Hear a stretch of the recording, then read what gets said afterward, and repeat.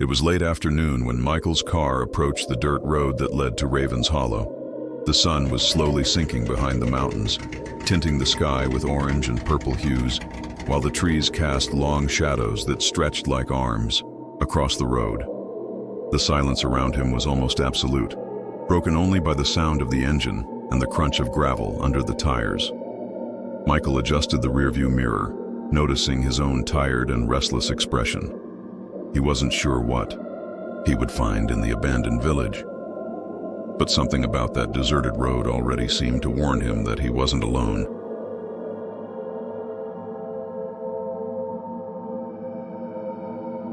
Michael parked his car at the edge of the main street, the creaking of doors echoing in the stillness of the afternoon, fading into evening. At first glance, the village seemed frozen in time. Intact but empty houses, broken windows reflecting the last of the sun's light. A few doors were open, creaking slightly in the wind that snaked through the deserted streets. He leaned in to take a closer look and felt a chill run down his spine. The silence was unnatural. It was dense, almost tangible, as if the village itself were breathing, watching his every step. Michael took the first step toward the houses, unsure if he was being watched or if it was just his imagination. Michael walked slowly through the center of the village, feeling every stone beneath his feet. The air seemed heavier there, charged with something indefinable, almost suffocating. He looked at the houses, some intact, some partially collapsed, but all in absolute silence. There were no birds, no insects, just a silence so thick it seemed to respond to his every breath. He shivered when he heard a faint creak of wood behind him, but when he turned, no one was there. A shiver ran down his spine. He felt for the first time that perhaps he wasn't alone, even if he couldn't see anyone.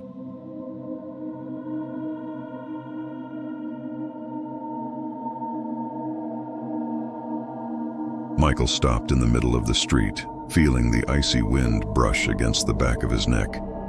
The silence was so profound that every beat of his heart seemed to echo off the empty walls of the houses. Suddenly, he had the strange impression that something was moving behind one of the broken windows. A dark figure, too fast to make out. His chest tightened and he tried to convince himself it was just his imagination, the reflection of the light. But the sensation persisted. It was as if invisible eyes were watching him, following his every step. He took a deep breath, trying to regain his composure, but he knew something inside him didn't want him to be there.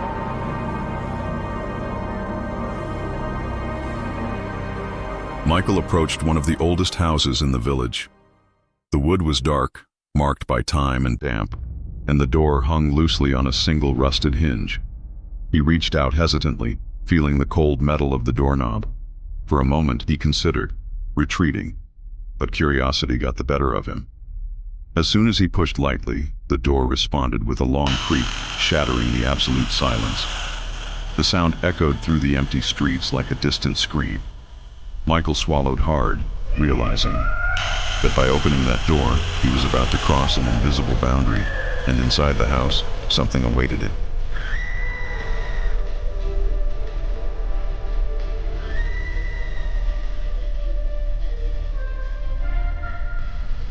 Michael took a deep breath and, with a slow push, walked through the door.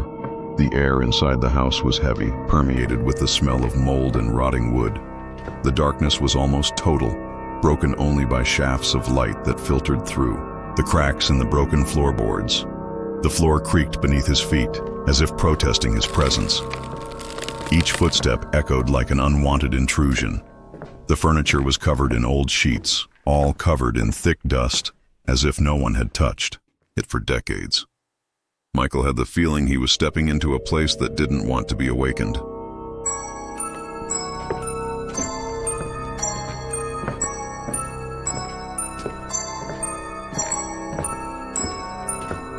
Michael walked through the room, breathing heavily, trying to remain calm. The silence was absolute, so deep that the sound of his own heartbeat seemed deafening. But then, he heard it. A faint whisper, coming from some obscure corner of the house. It wasn't clear, but it sounded like a faint voice, like someone calling for help. He stopped, his eyes fixed on nothing, and realized the sound was coming from above, from the upper floor. But there were no stairs in sight. It was impossible, and yet the sound repeated itself, closer, more insistent. The air felt chilly, as if someone had breathed on the back of his neck. Michael didn't know whether to take another step or run.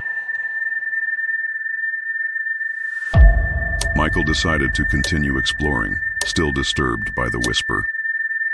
In a corner of the room, almost hidden under a pile of torn sheets, he saw a small antique table. On it lay a thick book, covered in a thick layer of dust. With a trembling hand, he brushed the cover. It was a diary. The pages were yellowed, brittle, and exuded a strong, rotten smell. He opened the first page carefully, and immediately realized that these words were not simple records. They were confessions. Detailed. Descriptions of rituals, invocations, and sacrifices. Michael's heart raced. Suddenly, the same whisper he had heard before seemed to echo, now coming from within the diary itself. Startled, he dropped the book to the floor, and the pages fell open by themselves, as if someone had turned them with invisible force.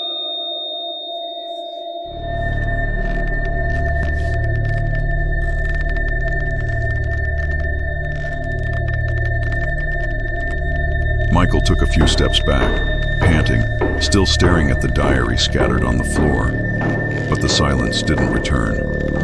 From the ceiling, directly above his head, he heard slow, shuffling footsteps, like someone walking heavily. His entire body froze. The house didn't have a second floor. He knew that, and yet the footsteps repeated themselves, growing louder, growing closer.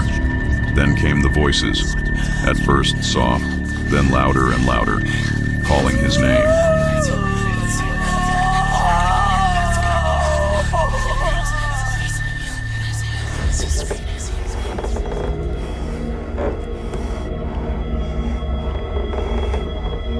Michael ran down the hallway, searching for a way out, but what he found froze him. At the end of the hallway, where there had once been only a wall, now appeared a narrow wooden staircase, ascending into absolute darkness. The air grew dense, heavy, as if the house had changed before his eyes. The voices stopped for a moment, and the silence became even more suffocating.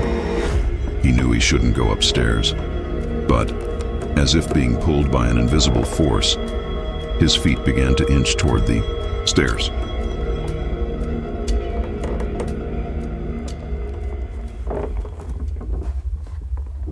Michael placed his foot on the first step, feeling the wood tremble. Each step seemed harder than the last, as if something were pushing him back. But the voices returned, now all together, in a desperate chorus. They called his name, begging him to come up. Michael's breath came in short, rapid pants, and cold sweat beaded his forehead. When he reached the middle of the stairs, he stopped. Silence returned, and suddenly, a deafening scream exploded right next to his ear. Michael nearly fell, backward, clutching the railing, his heart pounding like never before.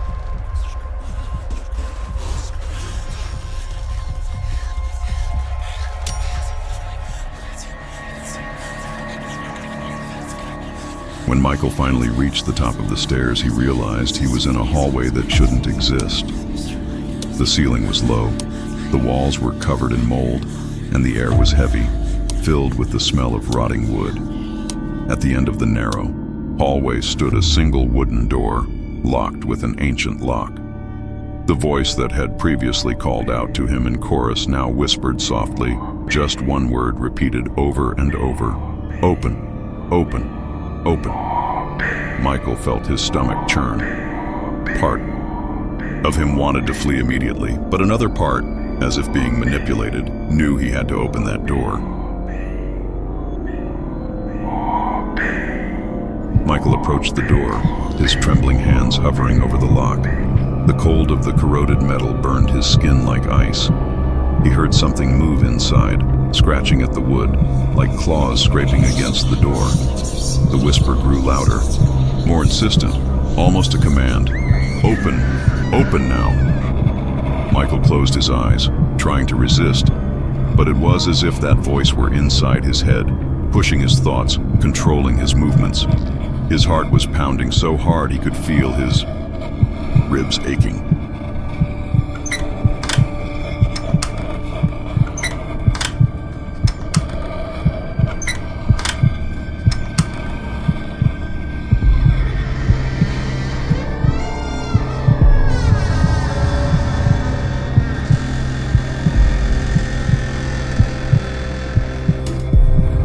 Suddenly, the ancient lock clicked open on its own, with a sharp click that echoed down the hallway. Michael instinctively recoiled, but the door slowly opened, revealing the room inside. It was a small space, shrouded in shadows except for a chair in the center, facing the wall. In it, someone sat, or what appeared to be someone. The figure stood still, its head tilted slightly, as if listening. The air was unbearably heavy, and Michael could barely breathe. Then, the figure jerked its neck, with a grotesque snap, and slowly turned toward him. The eyes were not human.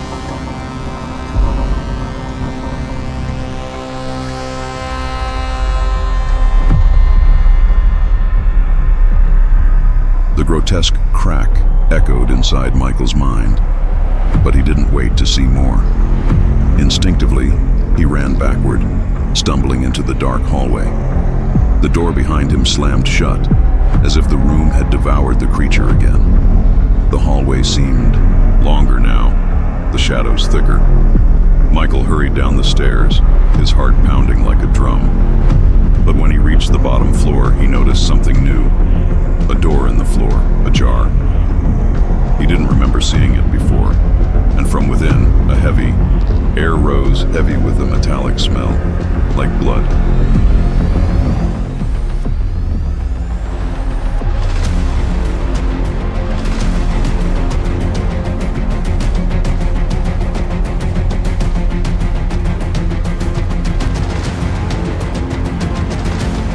Michael descended the basement steps slowly, each step echoing as if he were entering an endless cave.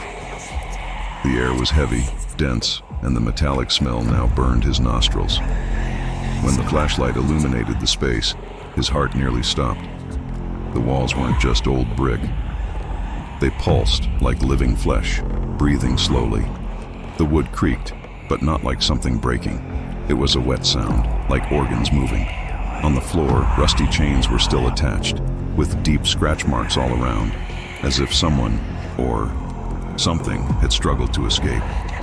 Michael took a step back, but the basement seemed to shrink, the ceiling lower, the shadows closer. Then he realized the house wasn't just a shelter. It was a body, alive and hungry.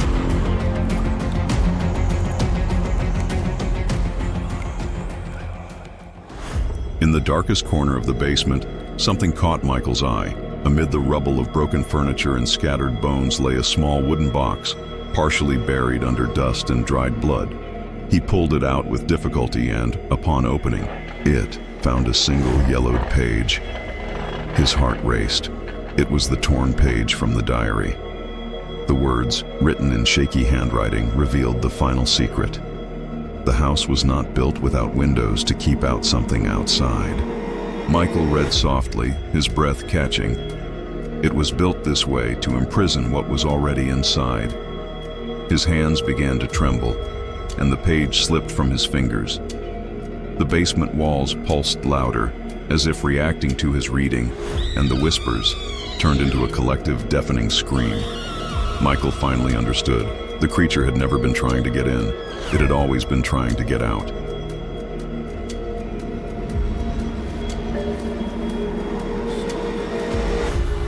Michael tried to back away, but the basement seemed to shrink around him. The shadows on the walls began to lengthen, twisting like arms, touching the floor, trying to reach him. His flashlight flickered incessantly, each failure revealing something that shouldn't be there. In the dim light, a humanoid silhouette formed, but it wasn't made of flesh. It was made of darkness. Michael froze, unable to move his feet. He understood, in an instant of utter terror, that there was no longer any difference between the house and the thing that lived in it. They were one.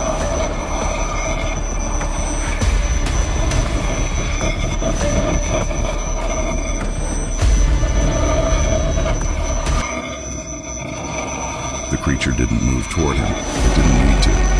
Michael heard the voice directly inside his head, deep, sharp, as if it were burning through his thoughts. You woke me. You opened what you shouldn't have. And now there's no way out. He covered his ears in despair, but the voice was there, as if it were his own conscience. Images flooded his mind. Children disappearing, the Hearst family going mad, everyone devoured by the same darkness. Michael felt tears stream down his face. There was no fighting something inside him.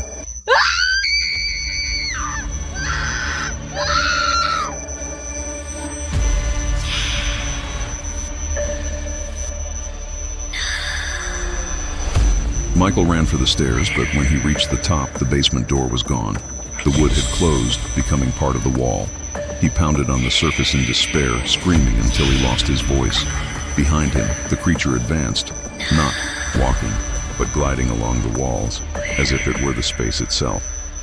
Shadows crept up Michael's body, wrapping around his arms and legs. The entire house trembled, breathing rapidly, as if it had been waiting for this moment for over a century. Michael realized there was nowhere to run. He was inside something alive, and now it was part of him.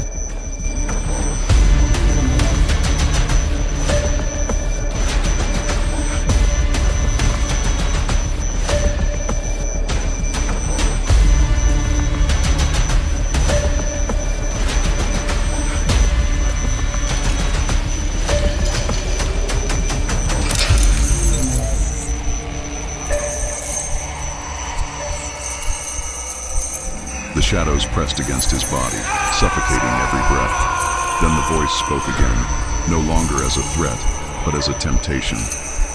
I don't need to destroy you. You can be more than they were. Feed me, bring others to me, and I will set you free. Michael felt the pressure ease for a moment.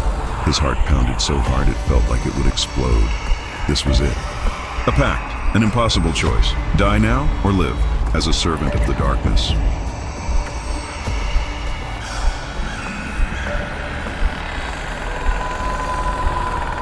Michael fell to his knees, powerless to resist. His hands trembled, but he lifted his face and murmured, I accept. Instantly, the shadows receded, drifting like smoke across the walls. The creature didn't laugh, didn't celebrate, just fell silent, satisfied. The basement opened before him, as if the house were vomiting him back into the outside world. Michael staggered out, breathing in the night air, but nothing felt the same. His eyes saw the world differently now. Each person was merely a future offering.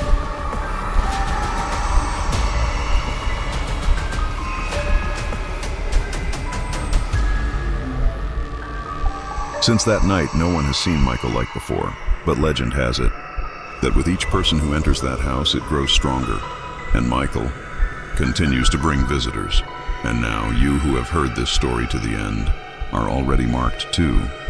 Maybe it's a strange dream tonight. Maybe a shadow in the corner of your room, or maybe you feel someone breathing behind you. Don't look, because if you do, it will be the last thing you see.